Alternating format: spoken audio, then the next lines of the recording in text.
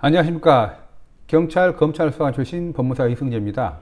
이번 영상은 검찰 출신 법무사가 작성하는 고소장, 불송치 이의신청서, 검찰 항고장은 어떠한 장점이 있을까요? 라는 주제로 간략하게 말씀드리겠습니다.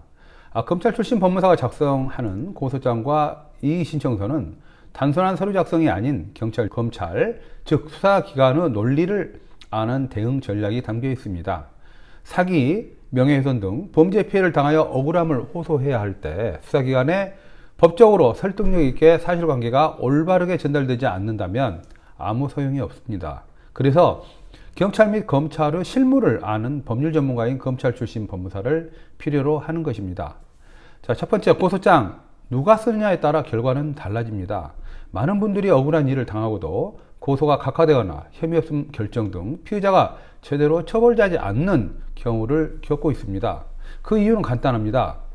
법적으로 범죄의 구속 요건 등을 엄격하게 갖춘 설득력 있고 명확한 고소장이 아니기 때문입니다. 검찰 출신 법무사는 다음과 같은 특징이 있습니다. 어떤 내용을 중심으로 고소장을 작성해야 실질적인 수사가 진행되는지를 알고 있습니다. 단순한 감정 호소가 아닌 사실관계를 중심으로 피해 사실을 구체적으로 명확하게 정리합니다. 수사관과 검사의 시각에서 보았을 때 수사를 반드시 할 수 있도록 사건을 구성합니다. 결국 경찰 등 수사기관에서 충실한 수사를 통해 피해자에 대한 처벌의 확률이 높아질 수밖에 없는 것입니다. 불송치 이의신청서 기회는 단 한 번입니다. 경찰로부터 불송치 결정서를 받았을 때 많은 분들이 포기하거나 감정 위주 글로 대응하려 합니다. 불송치 이의신청은 피해자에게 포기할 수 없는 경찰 수사의 위법 부당함을 검사에게 정당하게 호소할 수 있는 법적으로 보장된 제도입니다. 이때 작성하는 불송치 이의신청서는 사건의 결과를 완전히 바꿀 수 있습니다. 검찰 출신 법무사는 불송치 이의신청서를 작성함에 있어 경찰 수사관의 결정을 정면으로 반박하는 법적 논리적인 구조로 접근하며 누락된 증거와 경찰이 간과한 법리와 수사 미진 이유를 명확하게 제시함으로써 결국 검사와 보안수사 요구 결정을 통해 경찰이 다시 수사에 착수할 수밖에 없도록 설계하고 있습니다.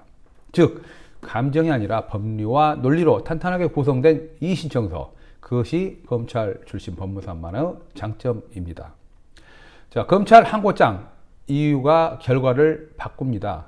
1차 고소 실패, 2차 불송치 이의신청 또한 검사의 불기소 결정이 되었다면 피해자는 검찰 항고를 통해서 검찰 결정의 위법 부당성을 호소합니다. 이때는 말 그대로 법리와 논리의 싸움입니다. 검찰 항고장의 항고 이유를 대충 작성하면 기각은 시간 문제입니다. 검찰의 내부 구조를 아는 사람만이 고등검찰청 검사를 설득할 수 있습니다. 사건 내용에 맞게 문장을 배치하며 사실관계와 법적 근거, 법리를 순서대로 설계하고 항고 이유 쟁점사항을 명확히 판단합니다. 이 모든 것이 단순히 법률을 아는 것만으로는 어렵습니다. 오랜 기간 검찰에서 실무를 경험한 검찰 출신 법무사에게 가능한 전략적 접근입니다. 이런 분들에게 꼭 필요합니다. 억울한 피해를 당하여 가해자의 처벌을 구하고 이에 따른 정당한 피해 배상이 필요한 경우, 고소를 했는데 경찰이 각하나 증거 불충분 등의 이유로 혐의 없음 결정을 하여 이의 신청이 필요한 경우, 검사의 불기소 결정에 고등검찰청에 검찰 항고를 제기하고 싶은 경우 단 한 번의 기회입니다. 그 문서 하나하나가, 그 문장 하나가 피해자인 당신의 사건을 바꿀 수 있습니다.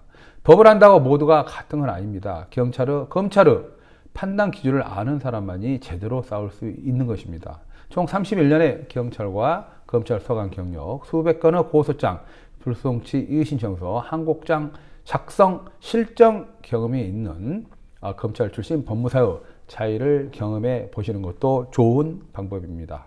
감사합니다. 검찰 출신 법무사 이승재입니다.